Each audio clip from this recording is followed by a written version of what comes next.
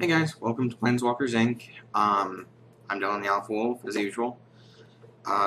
So yesterday I posted up Austin the Dark Lord's farewell video. Sort of. Wasn't a very good farewell, I admit. It was kind of done last minute, so. He's out of the game for now, at least.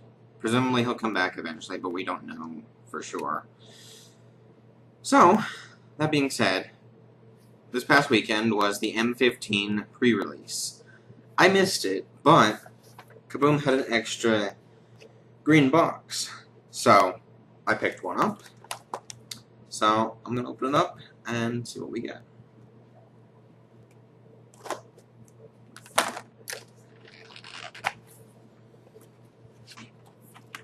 Let's see. 2015 core set. Deck archetypes. This should be interesting. Green-white. Magic 2015 marks the turn of the Convoke mechanic, which lets you use your creatures to help cast bigger spells. Green and white both have many ways to flood the board with creatures to take advantage of Convoke. Additionally, you can use cards that boost all of your creatures to generate a powerful attack. Green-blue. In Magic 2015, green and blue decks take advantage of creatures that have immediate effects when they enter the battlefield. If you have a blue card that can return any creature to its owner's hand, it is sometimes better to return one of your own creatures in order to get its enters the battlefield effect a second time. Green-black. For Magic 2015 decks with black and green, the graveyard is a valuable resource. Some cards allow you to put cards from your library into your graveyard, and others let you make use of cards in your graveyard in some way, such as returning them to your hand or the battlefield. The bigger your graveyard, the better. Green-red. In Magic 2015, red and green decks seek to cast huge, powerful creatures. Building up your mana is the key, so cards that allow you to generate additional mana are incredibly important. Use this mana to get large creatures onto the battlefield, cast powerful spells, and overpower your opponent.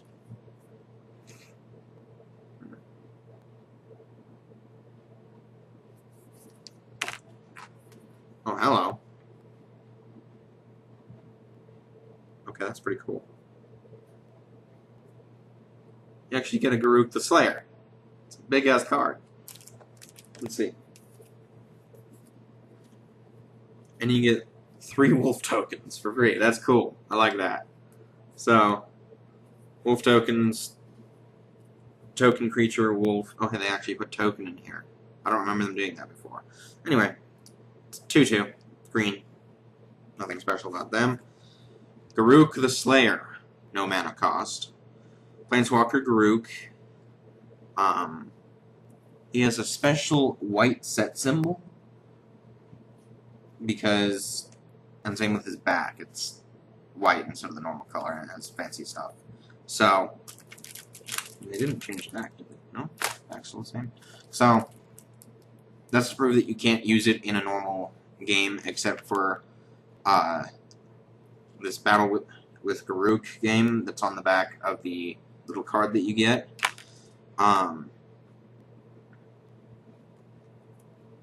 He has 4 abilities, and he starts at 20 loyalty counters. His 0 ability, put a 2/2 green wolf creature token onto the battlefield. +4. Target wolf creature gets +1/+0 and gains death touch until end of turn. -10. Destroy target creature. Put loyalty counters on Garruk the Slayer equal to that creature's toughness. Wow, okay. That's a good trade-off, actually. -25. Destroy all creatures Garruk the Slayer doesn't control. That's just messed up.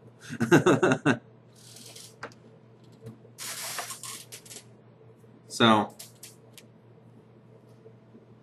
I'll probably end up doing a video against him eventually, because that sounds like fun. Okay, so, well, I've gotten die of this color before, but it's your little special M15 die. Life counter, of course. So, before we get into the actual packs, we're going to open our little special poly bag.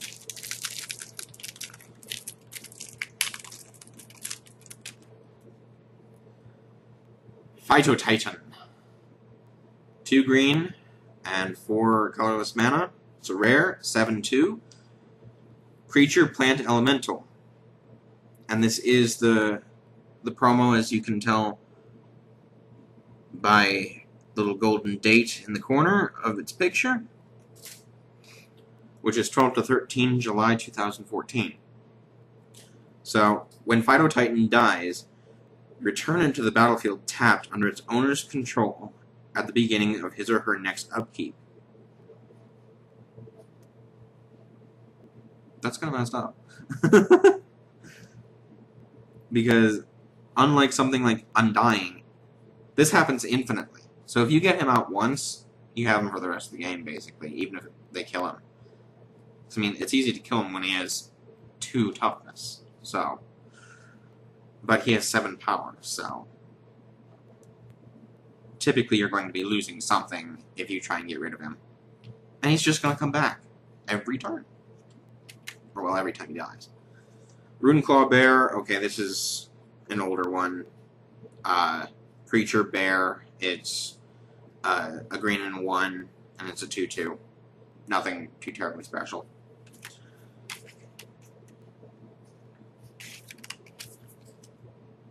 Oh wow, they changed the font. I didn't even realize that. They changed the font on the name and the type line. Very interesting. So, in addition, of course, to the way they changed the border, especially for the rares with this little symbol here, which is a lot like how Yu-Gi-Oh! Does their cards, where basically every single card has one of those to prove that it's a real card. Which makes sense in a way. But Magic only does that for the rares and mythics, so that's cool. So next is Yasan the Wanderer Bard. That's a mouthful. It's a green and 2 colorless. Legendary creature, human rogue. It's a rare. It's a 2/3. And his ability, you pay 2 colorless and a green, you tap him, and put a verse counter on him. Search your library for a creature card with converted mana cost equal to the number of verse counters on Yasan. Put it onto the battlefield, then shuffle your library. Okay, that's pretty cool.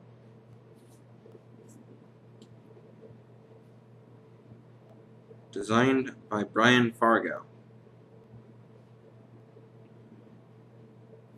I'm guessing that they took at least this idea from a player. Either that or he's actually a person in Wizards. I don't know. That's weird. You can't really read it according to my screen, but this little last line is where the flavor text should be, and it's italicized like flavor text, but it says designed by Brian Fargo.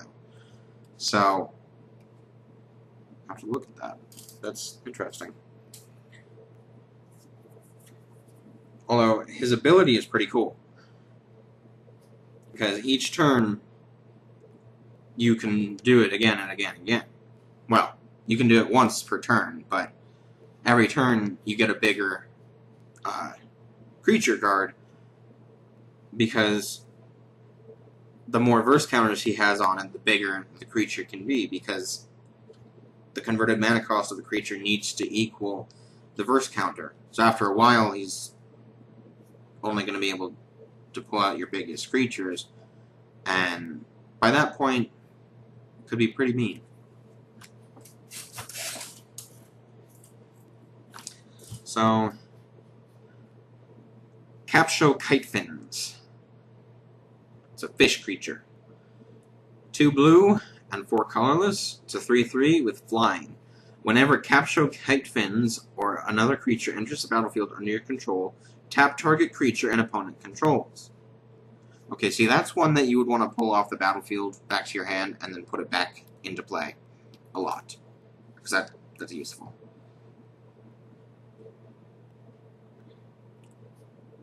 So, obviously you typically can't do it in the same turn unless you have crap tons of mana, but you know, if you can pull him off the field and get him back on relatively quickly, or if you have multiple that you can get out quickly, that's useful.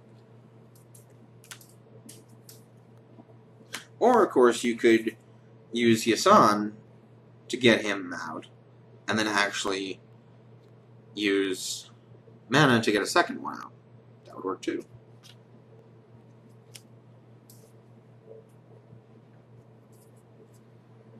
Okay, next is Reclamation Sage. It's a green and 2 colorless, 2/1. Creature, Elf Shaman.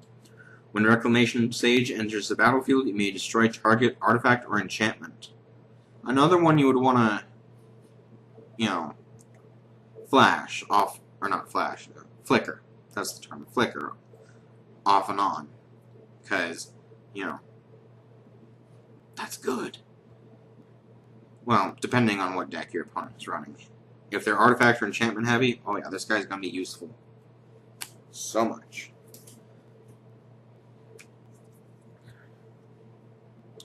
So, next we have Brawler's Plate, which is 3 colorless mana. It's an artifact equipment. Equipped creature gets +2/+2 and has trample. And it starts to actually have rules text for trample, which is cool, because they used to not do that at all. And it requires 4 to equip. Colorless, of course. So, that's pretty useful. Especially if you get others that just add more power and toughness to the creature. +2/+2 and trample, pretty much exclusive to, well, it could be used for anything really, but it's better for bigger creatures because then it gets a small boost, but it has trample. Trample gets to be pretty powerful. I mean, it's useful in general, but, the bigger the creature, the better the trample. So next is Ephemeral Shields. It's a white and 1, instant. Convoke. And Convoke rules text is, your creatures can help cast this spell. Each creature you tap while casting the spell pays for 1 colorless or 1 mana of that creature's color. Pretty useful. Target creature gains indestructible until end of turn. Okay. I see why it's called ephemeral then, because it's a very fleeting effect. Which makes sense because it is an instant. But I could see that being used if you have a playset. If you only have like 1 or 2, it's going to be a last resort safety method. That's about it. If you have 3, you're going to be better, but I would recommend playset with that one in general. So next is Shaman of the Spring. Or Shaman of Spring, sorry. As in the season. Okay. So, it's a green with 3 colorless. It's a creature elf shaman, 2/2. When Shaman of Spring enters the battlefield, draw a card. Drawing cards is good. Unless you're running low or you're facing mill, then that could hurt you. But, in general, drawing a card could be good. Forge Devil, another old one. It just costs a single red. It's a 1/1. When it enters the battlefield, it deals 1 damage to target creature and 1 damage to you. A bit of pain never hurts. I love that flavor text. Covenant of Blood. A black and 6 colorless. Sorcery. Convoke. Covenant of Blood deals 4 damage to target creature or player, and you gain 4 life. That... for 7 mana?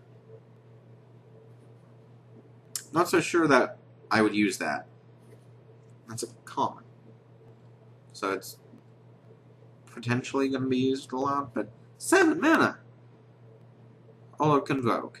I guess that makes up for it.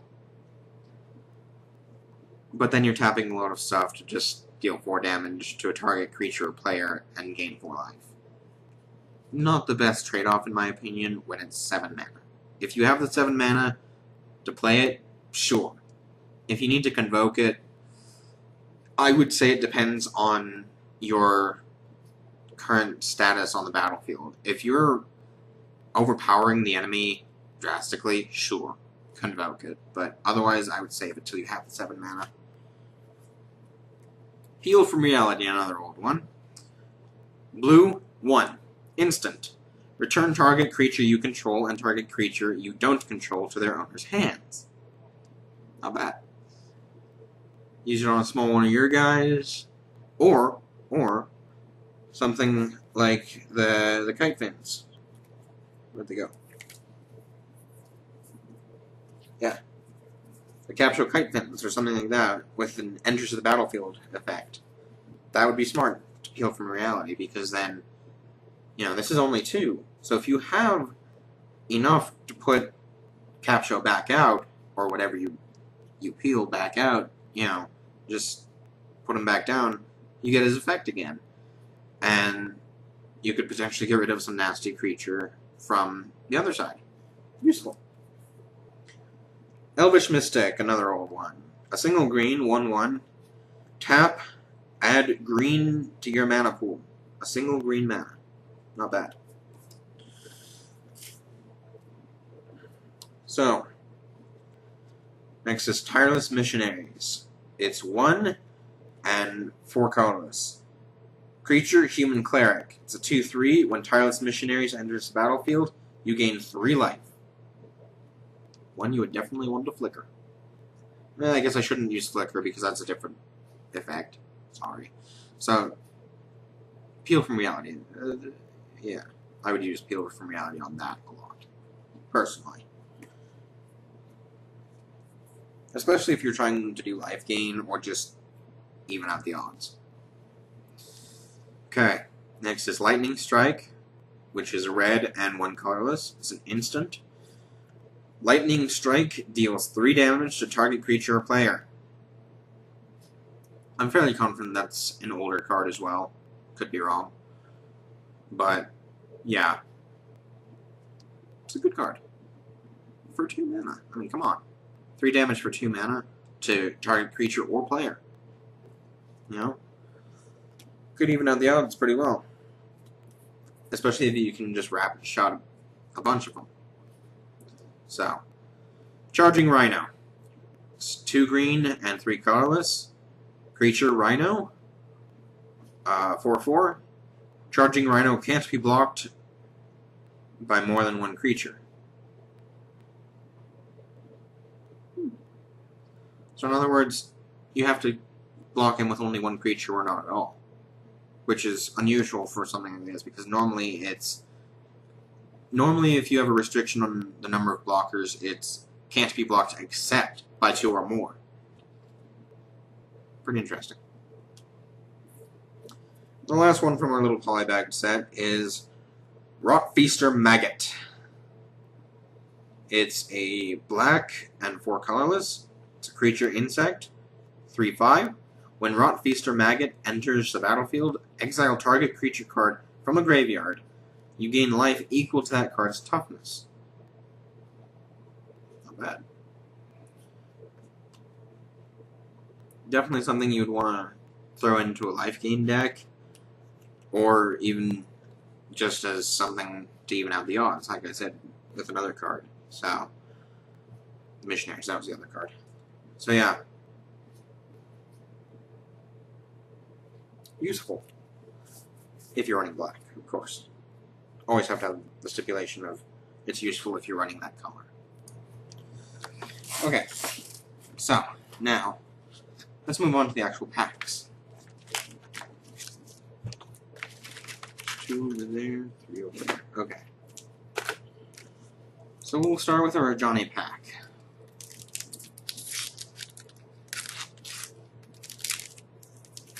Okay. Let's see. Wall of Fire. 2 red and a 1 colorless. Creature, Wall. 0/5. Defender. Pay 1 red. Wall of Fire gets +1/+0 until end of turn. Interesting. So, could actually become a viable defender if you pay that enough. Midnight Guard. Yeah. It's white 2, colorless. 2/3, creature, human soldier. Whenever another creature enters the battlefield, untap Midnight Guard. Not bad. And if another creature enters the battlefield, not necessarily under your control. So that means anytime a creature shows up, even if it's the enemy's creature, you get to untap it. That's useful. Void Snare. 4 mana. 1 blue, sorcery. Return target non-land permanent to its owner's hand. Not too bad.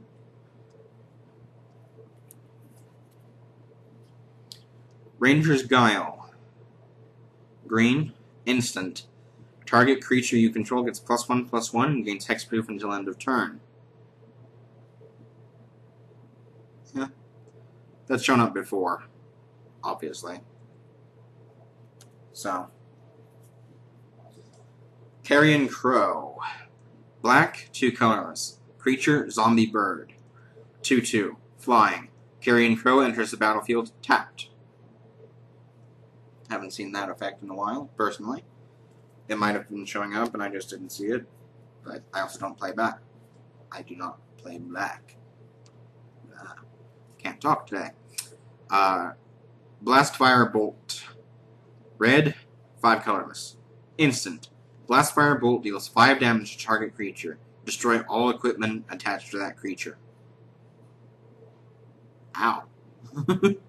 That could hurt you big time.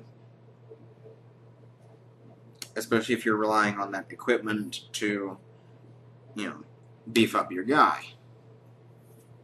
Because then it's just gone. It's not even just unequipped. It's gone. So, good thing is that it's not exiled. So if you have something you can pull it out of the graveyard, there's that. So, Marked by Honor. White, 3 colorless. Enchantment, Aura. Enchant creature. Enchanted creature gets +2/+2 and has Vigilance. Vigilance is always good. So it's +2/+2. Invisibility. 2 blue. Enchantment, Aura. Enchant creature. Enchanted creature can't be blocked except by walls. Okay. Which would make our little wall of fire useful.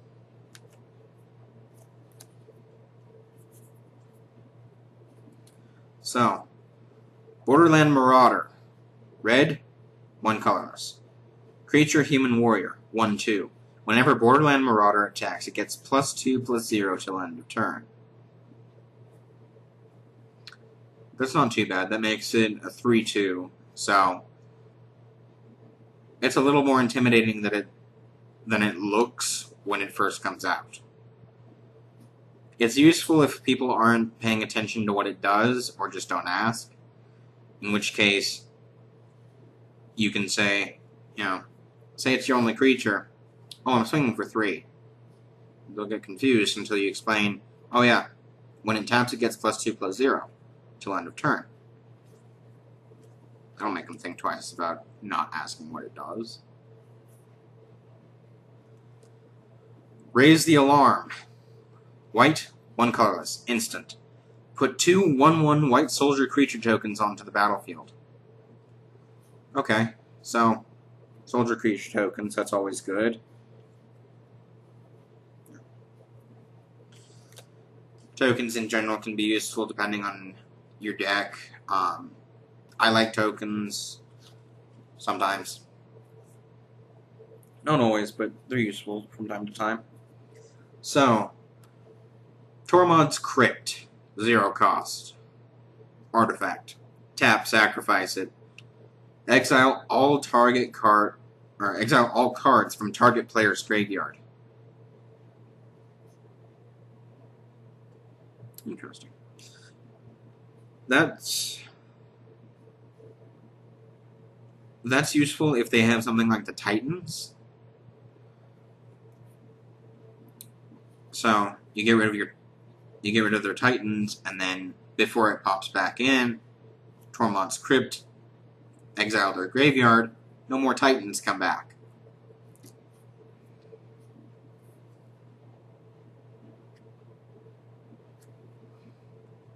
So, next is First Response. White, 3 colorless. Enchantment. At the beginning of each upkeep, if you lost life last turn, put a 1/1 white soldier creature token onto the battlefield. Okay, that can be useful because losing life tends to happen quite a bit. So, if you lost life last turn, you get a token as a consolation prize. Cool. So, Into the Void. It is a blue and 3 colorless. It's a sorcery. Return up to 2 target creatures to their owner's hands.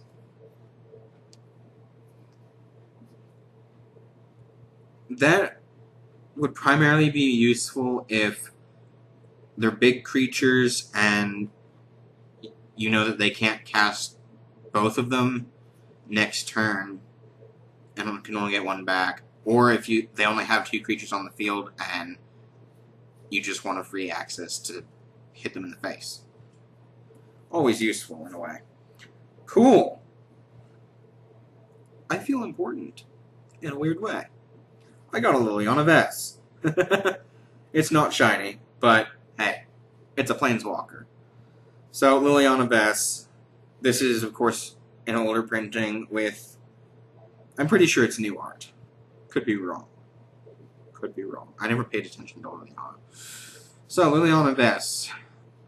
2 black, 3 colorless. Planeswalker, Liliana, Mythic Rare. 5 loyalty counters. +1, target player discards a card. Not bad. -2, search your library for a card, then shuffle your library and put that card on top of it. That's cheating. I'm kidding. But that's pretty useful if you have something big in your deck that hasn't come out yet, but you can cast it. So, search your library for it, slap it on the top of your deck after shuffling, so that it's still on the top. And then, next turn you draw, hey, I got my cool card, I'm going to play it. -8, put all creature cards from all graveyards onto the battlefield under your control. That's just violent.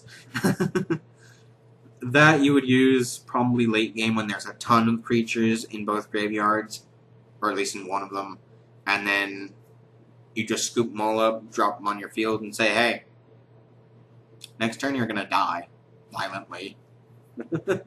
So, my first Planeswalker in a very long time. Yay me. I might actually build a black deck, because I've been thinking about it for a while. So, now that I have a black Planeswalker, might as well, right? And then I got a Forest. Forest is always good, because I'm a green player. And then add for duels with Planeswalkers. Not important. Get rid of that. So next is our Jace pack.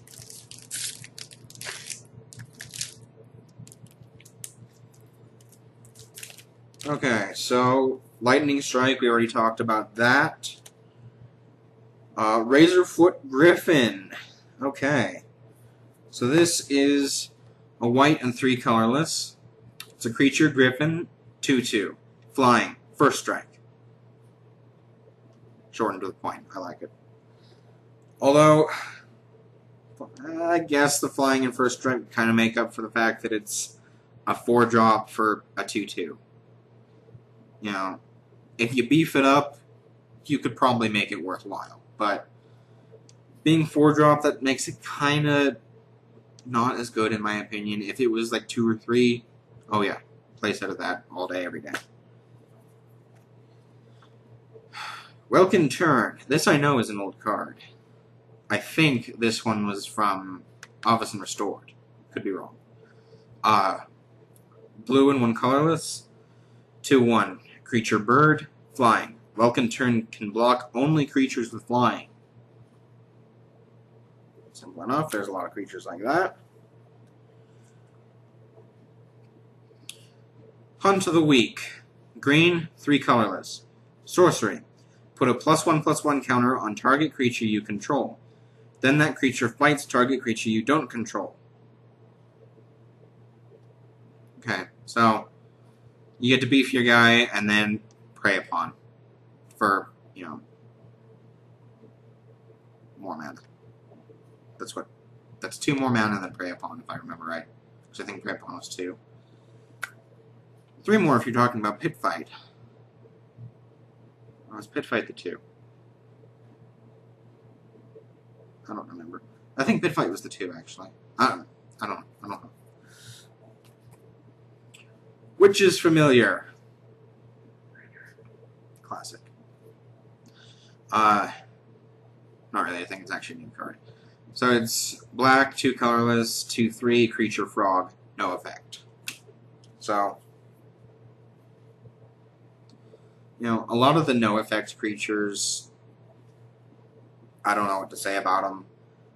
Because like this is a 3-drop for a 2/3. That's not too bad. I would have preferred like a 3/2 personally, but it's a giant frog. It's gonna have more blubber than attack power. Just saying. So I guess it makes sense in a way. So next is Chrono Stutter. It's blue and 5 colorless. Instant. Put target creature into its owner's library, second from the top. Okay, now that's just teasing. I like that one. So instead of just being like, oh, it's going to go to the top of your library, or it's going to go to the bottom. No, it's the second from the top. That's just teasing. Okay, Borderland Marauder, we talked about her. Let's see. Oresco's Swiftclaw. It's a white and 1 colorless, 3/1, creature, cat warrior. It doesn't have an effect, but considering that its flavor text is quoted from the Theriad, it's either based on or taken from the concept of the Theros block, or it actually showed up in the Theros block. I don't remember it being in there, but it could have been. I don't know all the cards, so. But it may be in an M15 first. Whoa, whoopsie. Let's throw all my cards around. That just makes so much sense, right? Next is Encrust. This one I know is from before. 2 blue, 1 colorless. Enchantment, Aura. Enchant artifact or creature. Enchanted permanent doesn't untap during its controller's untap step, and its activated abilities can't be activated. Right. So it basically just leaves them stuck in place forever.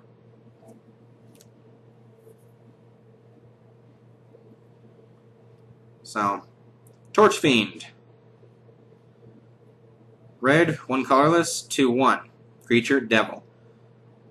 Red, sacrifice Torch Fiend. Destroy target artifact. Artifact hate is always good if you're facing an artifact-heavy deck.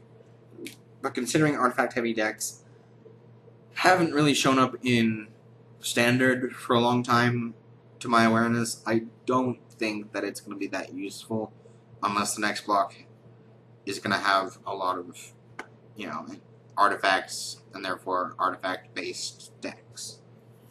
But you never know. It could work anyway. Dauntless River Marshal. White, 1. 2/1. Creature, human soldier. Dauntless River Marshal gets +1/+1 as long as you control an island. Blue, 3 colorless. Tap target creature. I like the +1/+1 if you control an island. I mean, that restricts what deck it's from, or it's used for, so you can't really use it in a mono white deck. Otherwise, it's just a 2/1 with no effect. If it's a white and any non-blue color, same thing. If it's a white-blue deck, yeah, it's going to be useful. But at the same time, 4 mana to tap a creature. I mean, yeah, he doesn't tap, but that seems like a lot just to tap one creature. I mean, yeah, because he doesn't tap, you can do it multiple times, but 4 mana. That's either going to take up most of your mana, or you're only going to have like 2 shots. Assuming you're lucky. So next we have Restock. 2 green, 3 colorless. Sorcery. Return 2 target cards from your graveyard to your hand. Exile Restock. Okay, see, that would be useful if you lose, like, land, an artifact, or it could even bring back an instant or sorcery. Except itself, because unless it got milled out, then you could bring back Restock. But why would you restock a Restock? I'm not sure of it. I guess it could be useful in a way, but it seems kind of wasteful. Next, Nisa's Expedition. Green, 4 colors. Sorcery. Convoke. Search your library for up to 2 basic land cards. Put them onto the battlefield tapped, then shuffle your library. Okay. That's a pretty standard effect. But 5 mana to do that? I mean, sure, Convoke, but I don't know. Convoke just seems kind of contrived, in my opinion. So, it could be easily done if you Convoke it, and thus you wouldn't waste too much of your own mana, but you'd also be tapping your guys. So, it's kind of a trade-off there. You either use a lot of mana, or you tap a lot of creatures. Or you mix them somehow. It could work. Probably not something I would throw into a deck personally. Okay, so the rare is Siege Dragon. 2 red, 5 colorless. Creature, dragon. So 5/5, flying. When Siege Dragon enters the battlefield, destroy all walls your opponent controls. Whenever Siege Dragon attacks, if defending player controls no walls, it deals 2 damage to each creature without flying that player controls. Ouch! So, if you run this, and the other guy's not running any walls, you're gonna hurt them bad, pretty quick. Especially if you have something that either gives him a second attack, or, you know, like giving him double strike, or, you know, if, although I guess double strike doesn't affect that, but still, 5 damage, double strike, that's 10, that's a lot. But, like, if you get a second combat phase, this guy's gonna hurt, especially if you get to untap him for that second combat phase. Next, Mountain.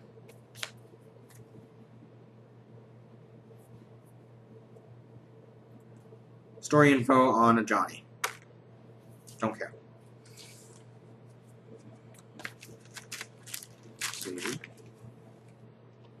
Okay. Next is our Nisa pack.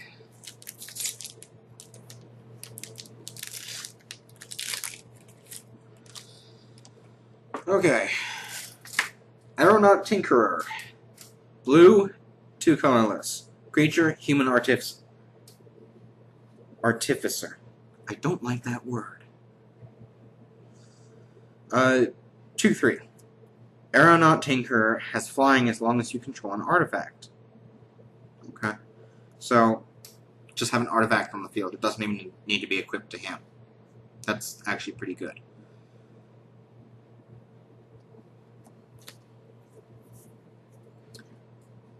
Crowd's Favor. Red. Instant. Convoke. Target creature gets +1/+0 and gains first strike until end of turn. First strike is always useful in general, and for 1 mana you can't go wrong. I mean, you can Convoke it, or you can just pay the 1 mana. Either way, it works.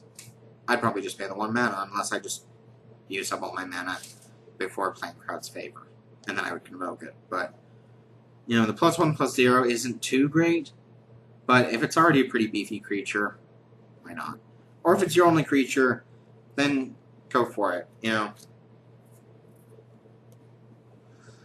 Covenant of Blood, we already talked about this. Hunt of the Week, we talked about that. Invisibility, Borderland Marauder, Raise the Alarm. Divination, old but good. Blue, 2 colorless. Sorcery, draw 2 cards. Drawing cards is always good. Will-Forged Golem, 6 colorless. Artifact creature, Golem, 4/4. Convoke. Simple enough.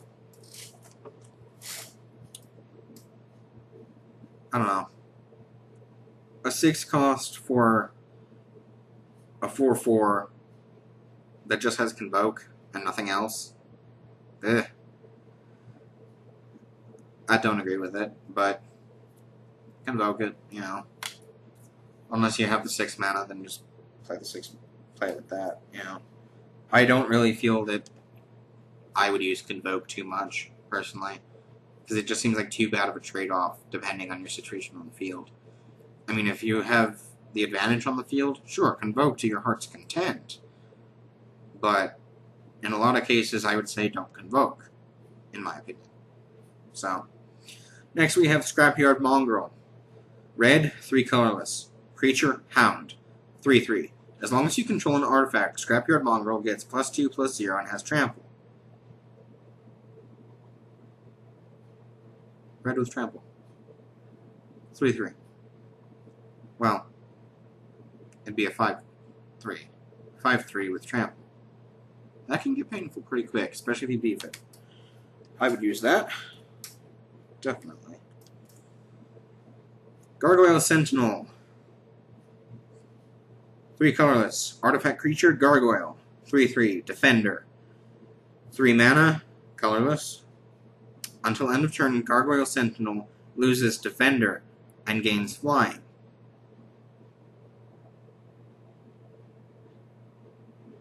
I like that. It may not be the biggest creature, but honestly, considering that, you know, its ability costs the same as what it costs to play, I think that's a fair trade. You know, lose Defender, gain Flying, definitely good, in my opinion. Gather Courage, green, instant, Convoke. Target creature gets +2/+2 until end of turn. +2/+2 is good. I like beefing creatures. Sure, it's only an instant, but still. And it's a 1-drop with Convoke. I mean, come on. That'd be easy to play no matter what your situation. Unless you only have 1 creature, and then there's no point in playing it in the first place. Warden of the Beyond. White, 2 colorless. Creature, Human Wizard, 2/2. Vigilance. Warden of the Beyond gets +2/+2 as long as an opponent owns a card in exile. Wow. That'd be a 4/4 if you've exiled something. I have cards that exile stuff, so that could be interesting. Aether Spouts. 2 blue, 3 colorless, instant. For each attacking creature, its owner puts it on the top or bottom of his or her library.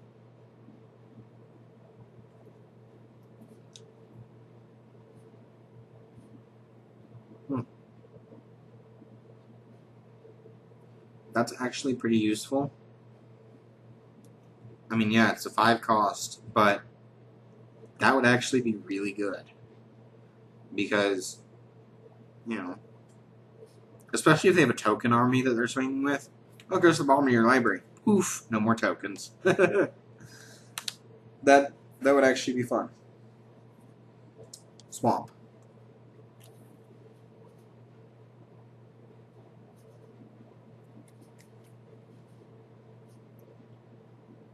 And 15 rules. I still don't get the point of the rules cards. Well, it's more of an ad card, really. I don't get it. But whatever. As long as sometimes they're replaced with tokens, I'm okay. Okay, so now our second Johnny pack.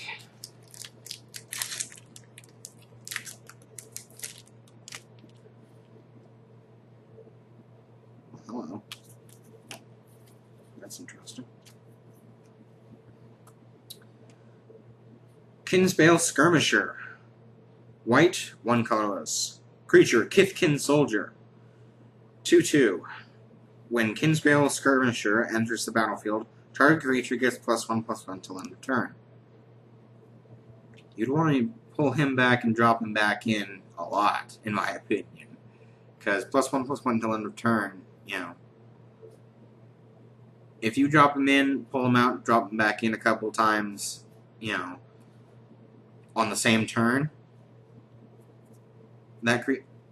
you can keep giving into the same creature, and all of a sudden, they're beefed like crazy. And it's only a 2-drop, so it's not too mana heavy.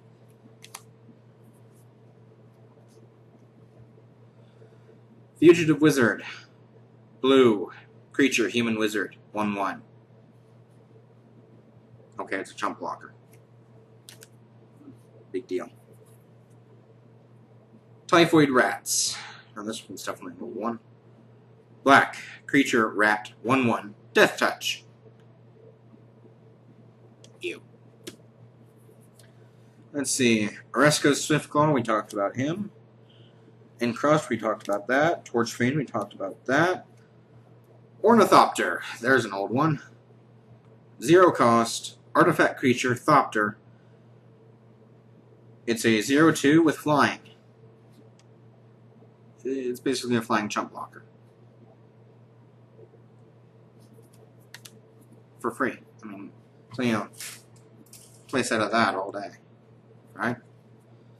Soulmender. White. Creature, Human Cleric. 1/1. Tap, you gain 1 life. Simple. Life gain, always good. Annoying in some cases if it's the focus of the deck, but overall good. Divination, we talked about that. Sunblade Elf. Green. Creature, Elf Warrior, 1/1. Sunblade Elf gets +1/+1 as long as you control planes. White, 4 colorless. Creatures you control get +1/+1 until end of turn. So again, this one is another one that's either just going to be a 1-drop chump blocker, or you're going to need to have it in a green-white or green-white something deck, you know, in order to make it fully useful. But okay. Its 5 cost ability is... It kind of makes up for the fact that it's so high cost because all your creatures get +1/+1, including him. I'd say that's worth it. How worth it is debatable, but worth it. So, Cone of Flame. Red, or 2 reds, sorry. 3 colorless. Sorcery. Cone of Flame deals 1 damage to another creature or player, 2 damage to another target creature or player, and 3 damage to a third target creature or player. Okay. So, it spreads out the damage.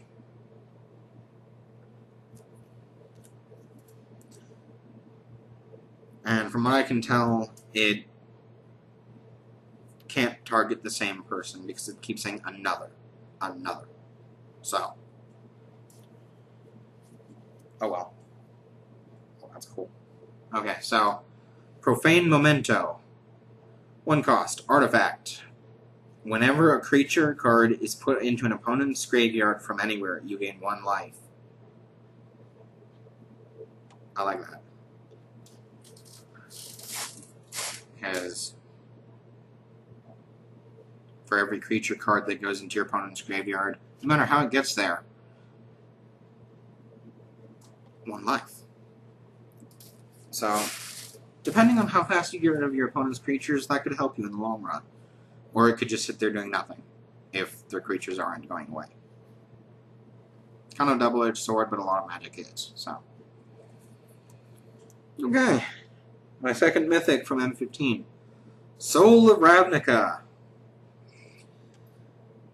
2 blue, 4 colorless. Creature, Avatar, 6/6. Flying. 2 blue, 5. Draw a card for each color among your permanents you control. Wow. So you can technically draw up to 5 cards if you're playing a Prismacolor deck. Pretty interesting. Although typically it'd be like 2, because most decks are only 2 colors. Or 1, or 3.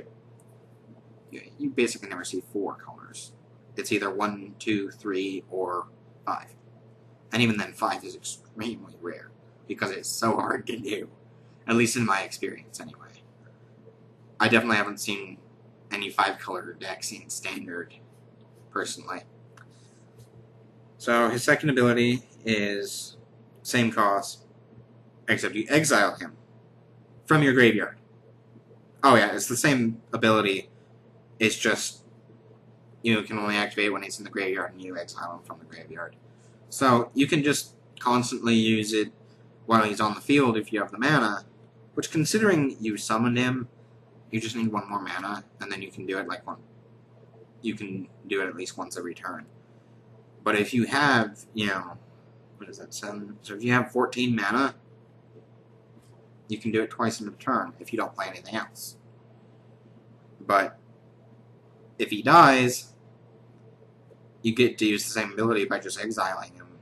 Well, paying the mana and then exiling him. And then you get to draw more cards for every color in play. Okay. And I get a foil, Circle of Flame. It is a red and 1 enchantment. Whenever a creature without flying attacks you or a planeswalker you control, Circle of Flame deals 1 damage to that creature. Not bad. It's simple, but it stays in effect until it gets destroyed. So that's always useful. Island. Beast token! Because beasts.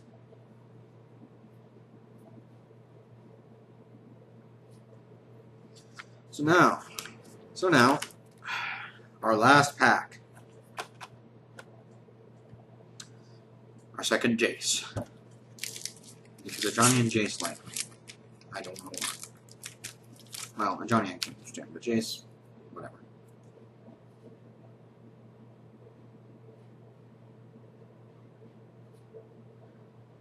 Oh. Okay. I'll get to that in a little while. So, Amphin Path Mage. Okay. Blue, 3 colorless, creature, Salamander Wizard, 3/2. Blue, 2 colorless, target creature can't be blocked this turn. That's useful. You got a big guy, he can't be blocked this turn. I smack you in the face. Cool. Lightning Strike, Razorfoot Griffin, Broken Turn, Typhoid Rats, here we go, Plummet. It's a green and 1, instant, destroy target creature with flying. I like this, because a lot of my decks focus on the ground, and don't have much reach or flying. So, if you have flying, you're going to kill me easy. So, I'm going to plummet you. A lot.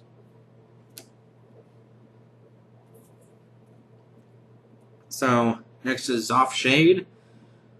It's a black and 3 colorless. Creature Shade, 2/2.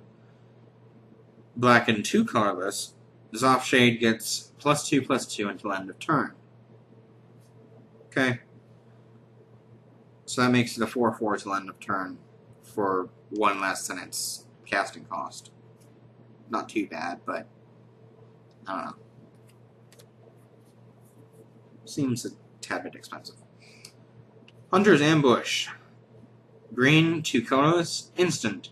Prevent all combat damage that would be dealt by non-green creatures this turn. I like that.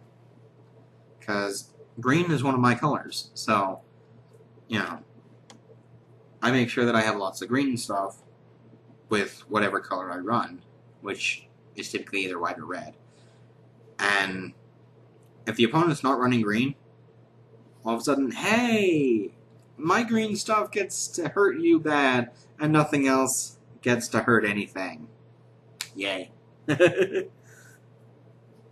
So, Tyrant's Machine. 2 colorless, artifact. 4 colorless, tap. Tap target creature. That seems like a lot. I feel like there was something else. In fact, I'm positive there was something else that was like 4 costs to tap something. That seems like so much to do that. I don't agree with that. But whatever. So, Living Totem. It's green, 3 colorless, creature, plant, elemental, 2/3, convoke. When Living Totem enters the battlefield, you may put a +1/+1 counter on another target creature. And it's not until end of turn, so, just pull him back and put him back out. You can either spread the love or just beef up a creature. +1/+1s are good. Trust me. That is one thing I will always tell you, is +1/+1, or anything that says plus to your creatures is good. Minus to their creatures is really good too. Just saying. So, Kurd Chieftain. Red, 3 colorless. Creature, ape, 3/3. Kurd Chieftain gets +1/+1 as long as you control a forest. Green, 4 colorless. Target creature gets +2/+2 and gains trample until end of turn. So again, it's kind of restricted on what kind of deck you can fully utilize it in. Otherwise, it's actually a better chump blocker and can actually do decent damage considering it's a 3/3 instead of a 1/1. But still, without the green in your deck, it's not fully effective because you can't use its full ability. If you can figure out a way to, belt out some green mana somehow, cool. Then you can use it without splashing green in, or whatever. Hey, cool. Leeching Sliver. My first sliver of M15. And it's black. Go figure. So, black and 1. Creature Sliver, 1/1. Whenever a sliver you control attacks, defending player loses 1 life. Ew. If you're running a sliver deck, this can make your opponent die quick. Like, a few turns quick. That's nasty. Reclamation Sage. Green, 2 colorless. Creature, Elf Shaman. When Reclamation Sage enters the battlefield, you may destroy target artifact or enchantment as a 2/1. I like that, but again, it's artifact and enchantment hate, so it kind of... I would say this is like a sideboard material card, because it's good in a way, but it's very specific on what it can be used for. So, but it is a May ability, so if they don't have anything but you do, you don't have to destroy your own thing. Which is cool. So, the rare is Life's Legacy. It's a life loop. Not really. Green and 1, sorcery. As an additional cost to cast Life's Legacy, sacrifice a creature. Okay. Draw cards equal to the sacrificed creature's power. Okay. That could be useful. Considering it's cheap, that could be useful. Depending on, what kind of deck you actually run. Because, if you're going to have a lot of big creatures, having them in your hand is going to be a problem unless you have the mana for them right then. But Life's Legacy, it's fine. I would use it. I don't think I would use a full play set. I'd say maybe 2, 3 at the most. Otherwise, you could end up knocking out some pretty important players on your side. Planes, which means I got all 5 mana colors in this thing, which is kind of crazy. And I got a squid token, it's a 1/1 with Island Walk. Now, what I was paying attention to when I first opened the pack is the back of the token, the ad. Available now. When Elspeth comes to Theros, the gods take notice and prepare for battle.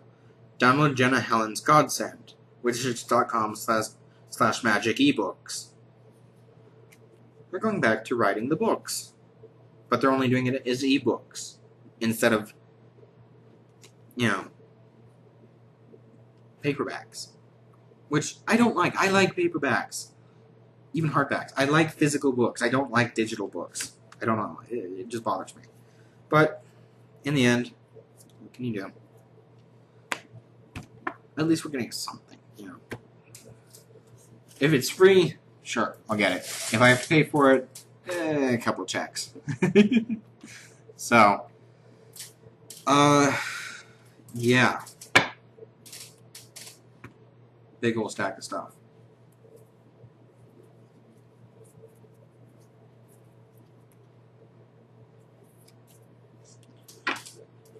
And then, of course, the big-ass Garuk. So, since we're here, I'll go ahead and read this. Okay, so we have our Garuk the Slayer and our 3 Garuk the Slayer wolf tokens. So let's read this. Hunt bigger game. Garuk, Hunter of the Plains, has been corrupted. The twisted chain veil has darkened his mind.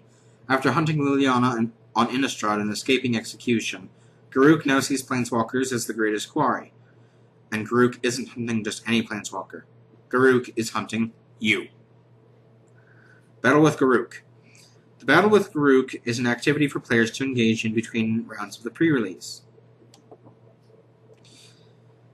All you need to play are an opponent, the Garuk the Slayer oversized planeswalker card included in this kit, and 1 Magic 2015 pre-release deck.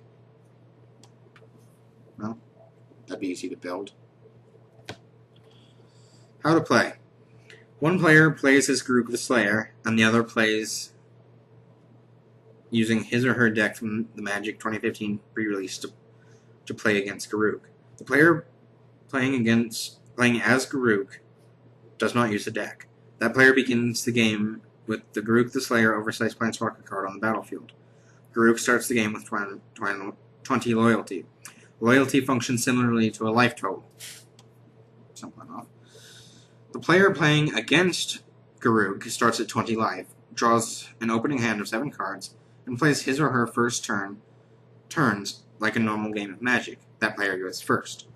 On each of his turns, Garuk may activate one of his 4 abilities, called loyalty abilities. If there is a number with a plus or minus sign next to the ability, Garuk either gains or loses that much loyalty as a cost to use the ability.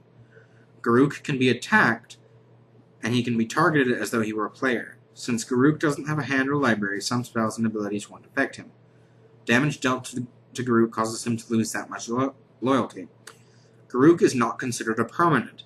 This means, for example, that he will not be exiled by an effect that says exile all permanents, and that he cannot be the target of a spell that says return target permanent to its owner's hand. Because Garuk doesn't have a life total, he can't pay or lose life. If Garuk has 0 loyalty remaining, he loses the game.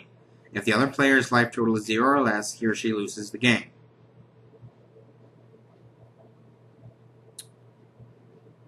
Cool.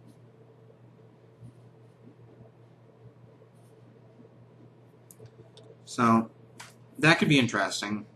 I'll probably end up building a pre-release deck out of what I got from this, obviously, and seeing if Austin the Dark Lord is available to play a Battle with Garuk with me pretty soon. Because playing against yourself is kind of stupid because you know what you're going to do, and so you can kind of rig it.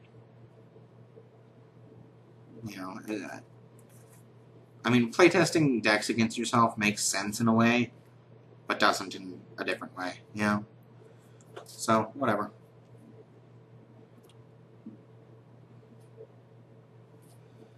So, that's pretty cool. I'll probably end up doing this as well as the other challenge decks, the Hydra, the Horde, and Xenagos, the God of Rebels. Austin the Dark Lord gave me all of his of those, so I have all the information on how to play that. I have the decks to play them. I have all the hero cards. I just need to get around to doing it. So today was a very long episode because I actually stopped to talk about every single card that I got. I didn't talk about duplicates. Pretty sure. I know I skipped a bunch because they were duplicates. I might have said one or two that I'd read before and didn't remember. But I'm pretty sure I skipped all the dupes. So, yeah. It's almost release day. That's going to be Friday. I am planning to buy a booster box. If I don't make it to Kaboom in time to buy one, I'll either try it, Twin Suns, or I'll just order one online. Depends on what happens. So, yeah. That's a thing.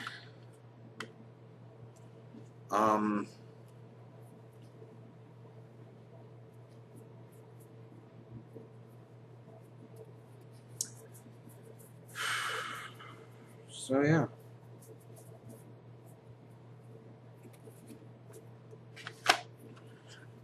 Hope you guys liked seeing me open this stuff and explain how I would use it or how it can be used in general.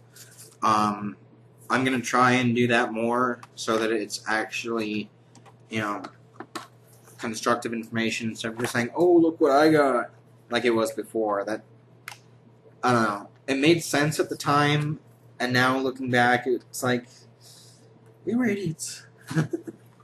But we weren't that bad. But, you know, pretty ridiculous. So, and with the booster box, that's going to be a long, long video because I am going to be talking about every card. I will make a note of what cards I've already talked about here. So, it's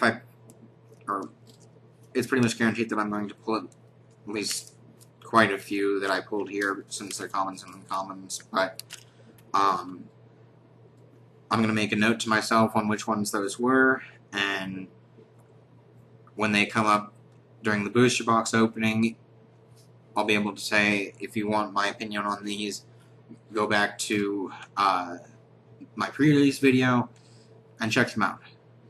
So, yeah, that was the Hunt with Strength M15 pre-release box. So, like I said, I didn't make it to pre-release because I was working. I probably won't be making it to any pre-release for a long time because of work, but hey. Anyway, hope you guys like that.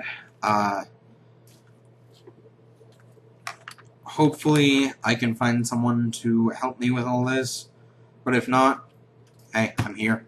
So, Planeswalkers Inc. will continue. Have a nice day, everyone. I'm Dylan the Elf Wolf, and I'll see you next time.